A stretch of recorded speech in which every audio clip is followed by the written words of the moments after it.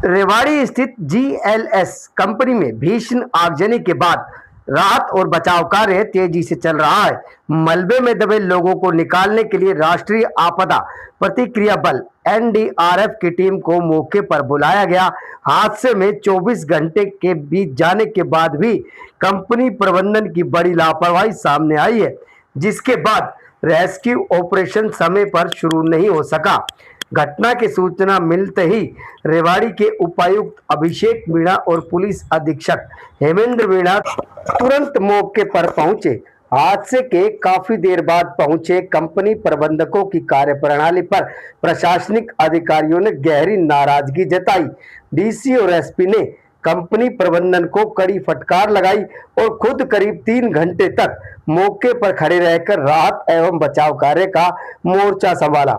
हादसे के 24 घंटे बीत जाने के बावजूद कंपनी प्रबंधन प्रशासनिक अधिकारियों को बिल्डिंग का लेआउट यानी नक्शा तक उपलब्ध नहीं करवा सका, जिससे बचाव कार्य में काफी भारी दिक्कतों का सामना करना पड़ा। आग लगने के बाद कंपनी की बिल्डिंग ढह गई, जिसके मलबे में कई कर्मचारियों के दबे होने की आशंका जताई जा रही है। हादसे के वक्त कंपनी में कुल 336 कर्मचारी काम कर रहे थे। इस हादसे में 6 कर्मचारी गंभीर रूप से झुलस गए, जिन्हें इलाज के लिए अस्पताल में भर्ती करवाया गया। लापता कर्मचारियों के परिजनों में हड़कंप मचा हुआ है और अब तक 2 लोगों की मिसिंग एफआईआर भी दर्ज करवाई जा चुकी है। रेवाड़ी के डीसी अभिषेक मीणा और एसपी हेमेंद्र मीणा ने साफ शब्दों में कहा कि इस पूरे मामले में जिसकी भी लापरवाही सामने आएगी उसके खिलाफ सख्त से सख्त कानूनी कार्रवाई की जाएगी। पुलिस प्रशासन की ओर से इस भीषण अग्निकांड की जांच शुरू कर दी गई है और कंपनी की सुरक्षा व्यवस्था के मानकों की भी पड़ताल की जा रही है। नहीं सर, मैं पूरे दिन रहा यहाँ पे 6-7 आसे। चलो मैं करता हूँ सर, कराता हूँ सर, बता दो ना, आप बता दो सर, मेरे को नहीं, मैं कराता हूँ सर, सारी चीज कोऑर्डिनेट करके। इसको आदमी को क्यों नहीं लेके आ रहे हैं बार-बार? सर उसको ही फोन कर, ये मेरी टीम क्यों वेट कर रही है यहाँ पर? अभी कर। नहीं, आदमी को ये नहीं पता है, इस आदमी को जब आपको पता ही नहीं फिर आने का क्या सेंस है आपका? जैसा कि विदित है कि जो जीएलएस फैक्ट्री है ये, इस पे कल एक आगजनी हुई है। जो इनका चिलर प्लांट था वहाँ आग लगी है और जब आग लगी थी तो अंदर कुछ वर्कर्स भी काम कर रहे थे। उनमें से कल लगभग 6 लोग ऐसे थे जिनका हमें सूचना मिली थी कि वो इंजर्ड है, जिनमें से कुछ को माइनर थी, 3 लोगों को, 3 को थोड़ी सी ज़्यादा इंजरी थी, तो उनको हॉस्पिटल में हमने एडमिट करवाया कल। उसके बाद कल सारी रात आग बुझाई गई।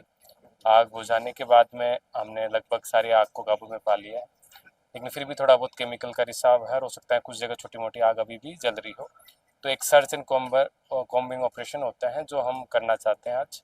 हमने इसके लिए एनडीआरएफ बठिंडा से टाई अप किया है, वहाँ से हमारी टीम आई है जो अब सर्च और ऑपरेशन करेगी। कहीं कुछ आग रह तो नहीं गई, कोई केमिकल का रिसाव रह तो नहीं गया है, कहीं कोई व्यक्ति तो नहीं रह गया है।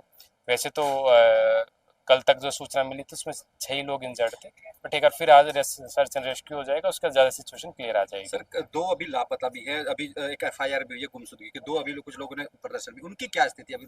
वही बताया ना, जैसे कि कल हमने रात तक आग में काबू पाया गया। उसके बाद में क्योंकि सर्च एंड रेस्क्यू अपने आप एक टेक्निकल काम होता है जिसमें कुछ केमिकल रिसाव भी हैं, केमिकल फैक्ट्री भी है, तो उसमें एक कुछ डिटेक्टर्स होते हैं, कुछ एक तरीके से वो काम किया जाता है। वो एनडीआरएफ उसमें सक्षम है। हमारे पास में जो स्टेट का लोकल पुलिस है वहाँ कैपेबिलिटी नहीं होती है वो उस केमिकल एंड कोई डिजास्टर होता है उसको टैकल करने की। उसके लिए हमने एनडीआरएफ से टाइप कर लिया था, उनकी टीम आ भी गई है।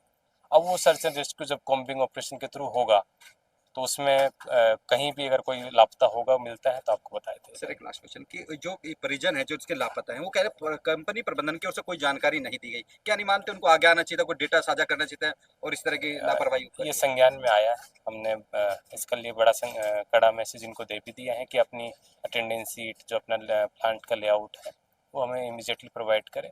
अगर कोऑपरेशन नहीं करेगा तो आगे कार्रवाई की जाएगी। अभी जैसा कि आपको पता है कि कल 12 बजे के आसपास पुलिस को सूचना प्राप्त हुई थी कि ये जो जीएलएस कंपनी है बावल क्षेत्र में, इसमें एक आगजनी की घटना हो गई है।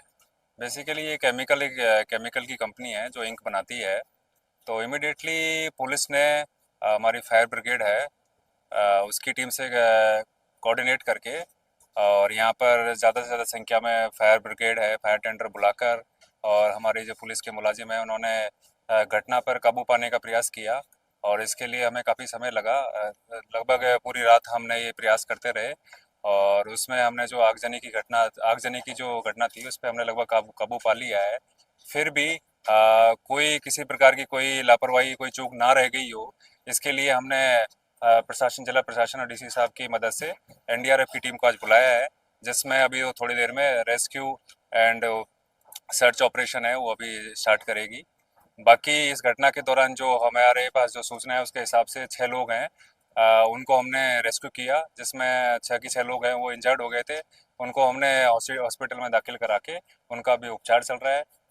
टू मिसिंग की बात आ रही है सर, एक कंपनी लापरवाही सामने आ रही है कि कोई भी अधिकारी अब तक अधिकृत रूप से कुछ कह नहीं पाया, आखिर डेटा क्या था, शायद जल्दी इस पे काबू पाया जाता है लेकिन सामने आता तो। जी देखिए, अभी हमारी जो प्राथमिकता है ये है कि हम जो अभी रेस्क्यू एंड जो हमारा ये वाला जो सर्च ऑपरेशन है उसको हम शुरू करें।